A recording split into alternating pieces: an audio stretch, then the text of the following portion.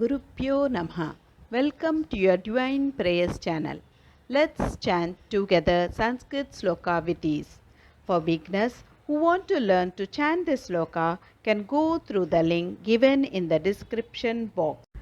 Today we will chant Sriman Narayaniyam, composed by Melpattur Narayana Bhattadri, who was a great devotee and scholar from Guruvayur, Kerala. Chanting Narayaniyam is believed to provide benefits like deepened spiritual connection with Lord Vishnu, reduced stress, improved mental well-being, a sense of peace and contentment, potential healing from physical ailments, and overall spiritual growth due to the devotional nature of the text, which narrates stories and praises of Lord Vishnu. अथ पंचमं दशकं, that is cosmic evolution. व्यक्ताव्यक्तमिदं न किञ्चिदभवत् प्राक्-प्राकृतप्रक्षये मायायां गुणसाम्यरुद्धविकृतौ त्वय्यागतायां लयं नो मृत्युश्च तदा अमृतं च समभूत् नानो न रात्रेः स्थितिः तत्र एकस्त्वम् अशिष्यताः किल परानन्दप्रकाशात्मना कालः कर्मगुणाश्च जीवनिवहाः विश्वं च कार्यं विभो चिल्लीलारतिं येयुषी त्वयि तदा निर्लीनताम् आययुः तेषां नैव वदन्ति असत्त्वमयि भोः शक्त्यात्मना तिष्ठतां नो चेत् किं गगनप्रसूनसदृशां भूयो भवेत् सम्भवः एवं च द्विपरार्धकालविगतौ ईशां शिशुषात्मिकां विभ्राणे त्वयि शुशुभे त्रिभुवनी भावाय माया स्वयं मायातः खलु कालशक्तिः अखिलादृष्टं स्वभावोऽपि च प्रादुर्भूय गुणान् विकास्य विदधुः तस्याः सहायक्रियाम् माया सन्निहितः अप्रविष्टवपुषा साक्षीति गीतो भवान् भेदैस्तां प्रतिबिम्बितो विविशिवान् जीवोऽपि नैवापरः कालादिप्रतिबोधितात भवता सञ्चोदितं च स्वयं माया सा खलु बुद्धितत्त्वम् असृजत् योऽसौ महान् उच्यते तत्रासौ त्रिगुणात्मकोऽपि च महान् सत्त्वप्रधानः स्वयं जीवेऽस्मिन् खलु निर्विकल्पं महमिति उद्बोधनिष्पादकः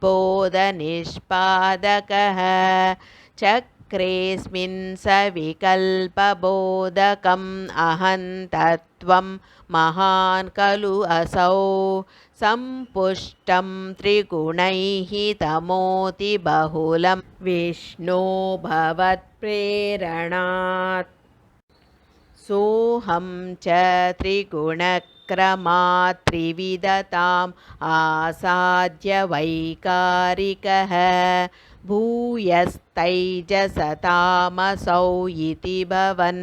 आद्येन सत्त्वात्मना देवान् इन्द्रियमानिनो कृतदिशा वातार्कपाशस्विनः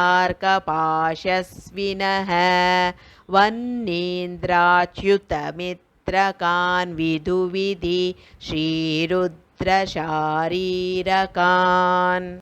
भूमन्मानसबुद्ध्यङ्कृतिमिलच्चित्ताख्यवृत्त्यन्वितं तच्च गच्छान्तः करणं विभो तव बलात् सत्त्वां स एवाशुजत्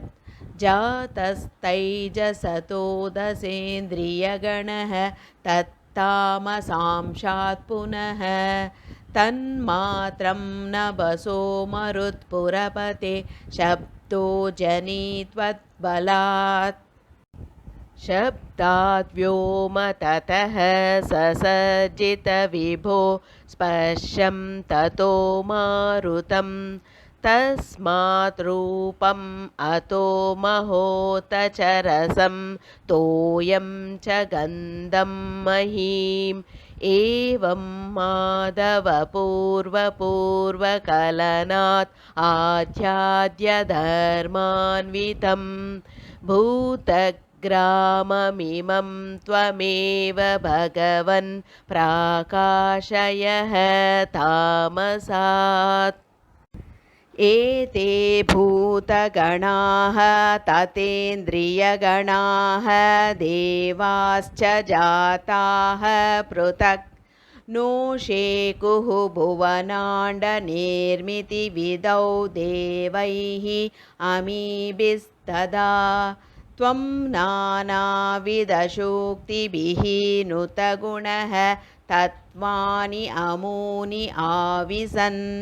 चेष्टाशक्तिम् उदीर्यतानि घटयन् हैरण्यम् अण्डं व्यधाः अण्डं तत्खलु पूर्वशुष्टसलिले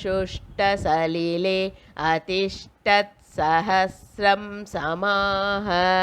निर्बिन्दन् अकृताः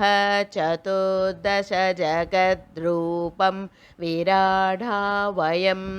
साहस्रैः करपादमूदनिवहैः निःशेषजीवात्मकः निर्भातोऽसि मरुत्पुराधिपसमां त्रायस्व सर्वामयात् ॐ तत्सदिति श्रीमन्नारायणीये पञ्चमं दशकं समाप्तम् यदक्षरपदभ्रष्टं मात्राहीनं तु यद्भवेत् तत्सर्वं क्षम्यतां देव श्रीकृष्ण नमोऽस्तु ते विसर्गबिन्दुमात्राणि पदपादाक्षराणि च न्यूनानि चातिरिक्तानि क्षमस्व श्रीकृष्ण अन्यथा शरणं नास्ति त्वमेव